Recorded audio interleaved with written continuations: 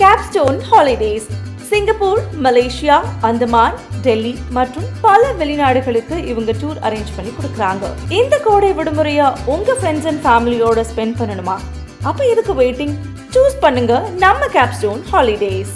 எல்லாரும் சொல்கிறது தான் ஒரு வார்த்தை என்னென்னு கேட்டால், இது தனிப்பட்ட நடவடிக்கைன்னு சில பேர் சொல்கிறான்.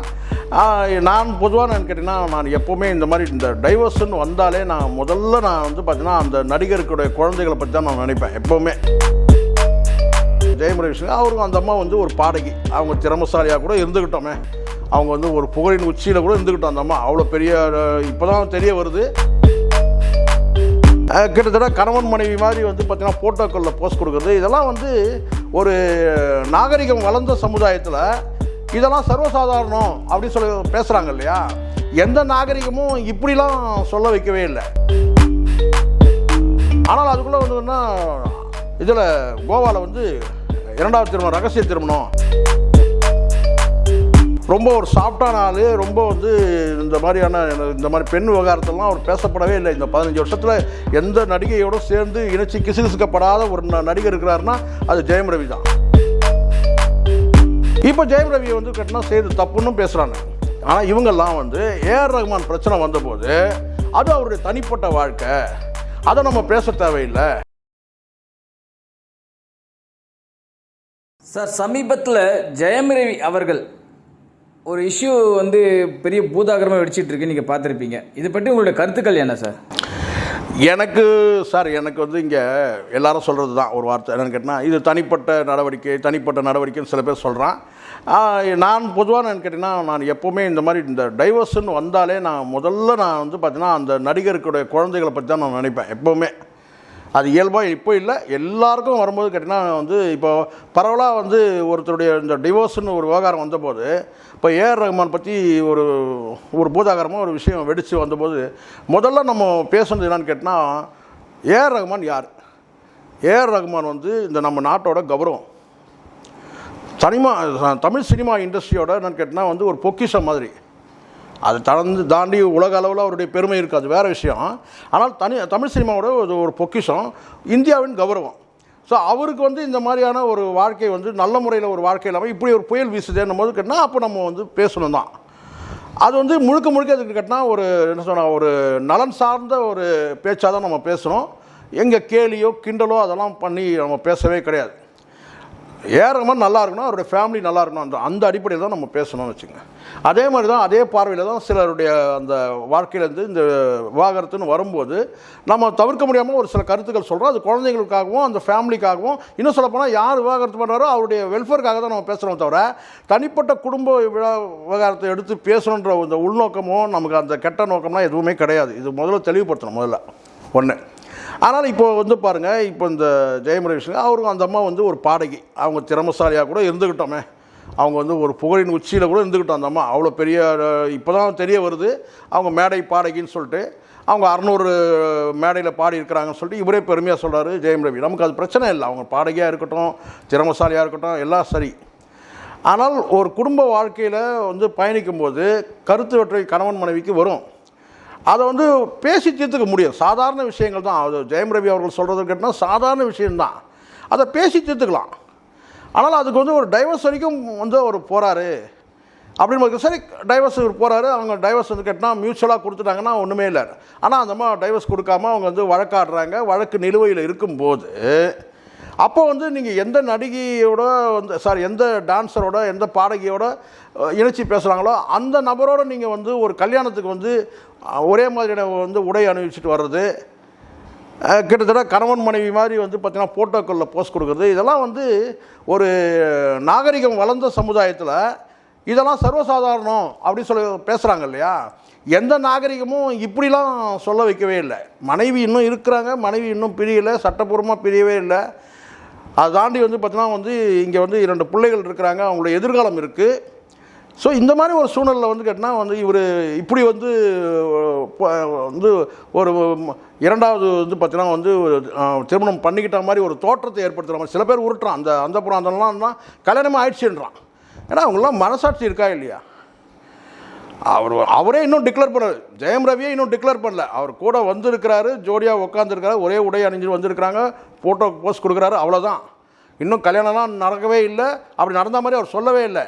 ஆனால் அதுக்குள்ளே வந்துன்னா இதில் கோவாவில் வந்து 2வது திருமணம், ரகசிய திருமணம்.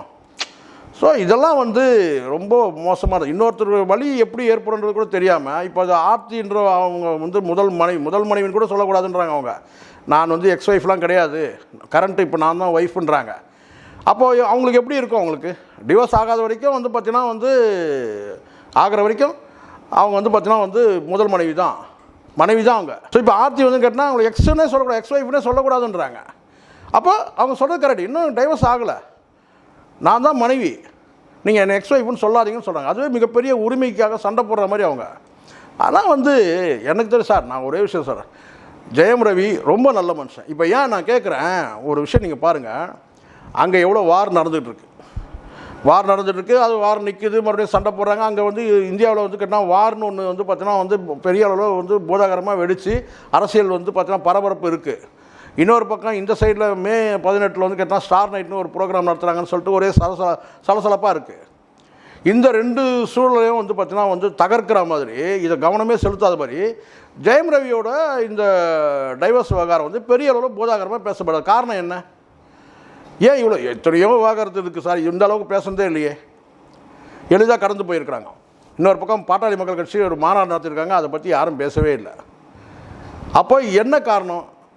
ஜெயம் ரவி அந்த அளவுக்கு வந்து நடிகர்கள் வந்து ஒரு நடிகன் என்பதை கடந்து வந்து கேட்டால் ரசிகர்கள் மனசில் வந்து ரொம்ப ஒரு ஸ்ட்ராங்கான ஒரு பொசிஷனில் இருக்கிறாரு. படம் வெற்றி தோல்வியெலாம் சகஜம் சார், இன்றைக்கி 2 படம் தோல்வி எடுக்குது, நாளைக்கு 2 படம் ஜெயிக்குது, அது வேறு. ஆனால் ஜெயம் ரவி எல்லாரும் நேசிக்கிற ஒரு மனுஷனாக இருக்கிறாருன்றது கன்ஃபார்ம். அப்போது அவருடைய டைவர்ஸ்னு வரும்போது கேட்டால் அவருடைய வெல்ஃபேருக்காக அவருடைய நலன் சார்ந்தவங்களும் அவரை வந்து விமர்சிக்கிறத பார்க்குறோம். இது தாண்டி ஆர்த்தி வந்து இவ்வளோ நாள் மௌனமாக இருந்தவங்க இப்போது முதல் பதிவு ஒன்று போட்டிருக்கிறாங்க, நான் வந்து என் பிள்ளைகளுக்காக நான் வாழணும்னு பார்க்குறேன், அதுக்காக நான் அமைதியாக கடந்து போகிறேன்னு சொல்லும் போது கேட்டால் ஒரு பொறுப்புள்ள ஒரு பெண்ணாக வந்து அவங்க பார்க்கப்படுறாங்க. ஸோ இந்த மாதிரி அப்போ அந்த சூழலில் இருக்கிற அவங்களும் வந்து பார்த்திங்கன்னா ஜெயம் ரவியை விமர்சிக்கிறாங்க. இப்போ ஜெயம் ரவி வந்து ஒட்டுமொத்தமாக ஜெயம் ரவி வந்து ஒரு சமூக வலைதளத்தில் இணையத்தில் ஒரு விமர்சன பொருளாக ஆகிட்டார் அவர். இது துரதிர்ஷ்டம் உண்மையிலேயே, அப்படி ஆகக்கூடாது. ஏன்னா நல்ல மனுஷன் ஜெயம் ரவி பொறுத்த வரைக்கும் எல்லாருக்கும் தெரியும், ரொம்ப ஒரு சாஃப்டான ஆள், ரொம்ப வந்து இந்த மாதிரி பெண் விவகாரத்தெல்லாம் அவர் பேசப்படவே இல்லை. இந்த 15 வருஷத்தில் எந்த நடிகையோடு சேர்ந்து இணைச்சி கிசுகிசுக்கப்படாத ஒரு நடிகர் இருக்கிறாருன்னா அது ஜெயம் ரவி தான். இத்தனைக்கும் வந்து பல நடிகர்களுக்கு தெரியும், கமலஹாசன் வந்து இவங்கெல்லாம் அழகான நடிகர் லிஸ்ட்டில் போட்டிங்கன்னா ஜெயம் ரவி வந்து 3வது 4வது இடத்துக்கு வந்துடுவார். ஒரு நல்ல வந்து பார்த்தீங்கன்னா வந்து ஒரு இளைஞராக பார்க்கப்பட்டார். அவருக்கு ரசிகைகள், ஏராளமான ரசிகைகள் உண்டு அவருக்கு. இப்போது ஒட்டுமொத்தமாக எல்லாமே நெகட்டிவ் பார்வையில் வந்து ஜெயம் ரவி நிற்கிறார். அதுக்கு காரணம் கேட்டால் கெனிஷான்னு ஒரு பெண், அவ்வளோதான். அந்த பெண்ணை பற்றி நம்ம ரொம்ப பெருசாக பேச வேண்டியதில்லை சார். ஆனால் இது சரியான நடவடிக்கை இல்லைன்ற ஒரு நியாயம் இல்லை. வந்து கணவன் மனைவியாக வாழ்ந்துட்டு இருக்கிறாங்க, அவங்களுக்கு வந்து பார்த்தோன்னா பல சிக்கல்கள் வந்து குடும்பத்தில் வந்து கேட்டால் உரசல்கள் இருக்கும் சார், சின்ன விஷயங்கள் இருக்கும். சின்ன உரசல்கள் இருக்கிறவங்கலாம் வந்து டைவர்ஸ் பண்ணோன்னா பாதி பேருக்கு மேலே டைவர்ஸ் பண்ணிடணும். இன்றைக்கி எல்லா குடும்பத்திலும் இருக்குது. ஸோ அதெல்லாம் வந்து கடந்து போயிடணும். வந்து கேட்டால் அதுக்காக நான் வந்து டைவர்ஸ் பண்ணுறேன் அப்படின்னு சொல்கிறது, அதை வந்து கேட்டால் ஒரு அன்ஆத்தரைஸ்டாக வந்து கேட்டால் ஒரு கல்யாணத்தில் வந்து கேட்டால் அழைப்பே இல்லாத போது நான் நினைக்கிறேன் ஐஸ்வரி கணேஷ் வந்து அழைப்பு ஜெயம் ரவி கொடுத்துருக்கலாம், பட் கனிஷா கொடுத்தாரான்னு தெரில. ஸோ அந்த ஒரு கல்யாணத்தில் வந்து கேட்டால் இவர் நட்பு அடிப்படையில் வந்து இவரை கூட்டு போனால்தான் கூட அங்கே பார்வை எப்படி பார்க்கப்படுது, அங்கே வந்து அவர் வந்து கணவன் மனைவி மாதிரியான ஒரு தோற்றத்தை அவங்க கொடுக்குற மாதிரி அவங்க நடவடிக்கை இருக்குது. அது வந்து கண்டிப்பாக அது யாருமே ஏற்றுக்கவே இல்லை.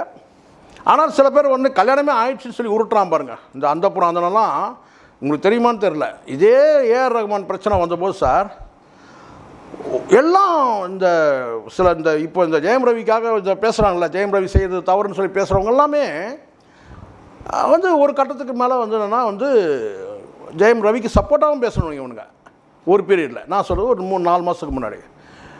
இப்போ ஜெயம் ரவியை வந்து கட்டினா செய்து தப்புன்னு பேசுகிறானுங்க. ஆனால் இவங்கெல்லாம் வந்து ஏஆர் ரஹ்மான் பிரச்சனை வந்தபோது அது அவருடைய தனிப்பட்ட வாழ்க்கை, அதை நம்ம பேச தேவையில்லை அப்படின்னு கடந்து போனானுங்க. இதே அந்தப்புறம் அந்தன சொன்னது ஸ்டேட்மெண்ட் அப்படியே இருக்குது.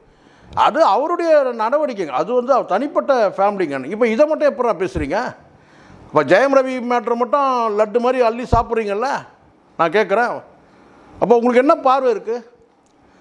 சினிமா விமர்சனம் பண்ணுறேன்னா சினிமா விமர்சனம், நீங்கள் பத்திரிகாரனாக இருந்தாக்கா நீங்கள் பத்திரிகாரனாக கூட நீங்கள் நடந்துங்க, ஆனால் நியாயமாக இருக்கணும், ஒரே ஸ்கேல் இருக்கணும் எல்லாருக்கும்.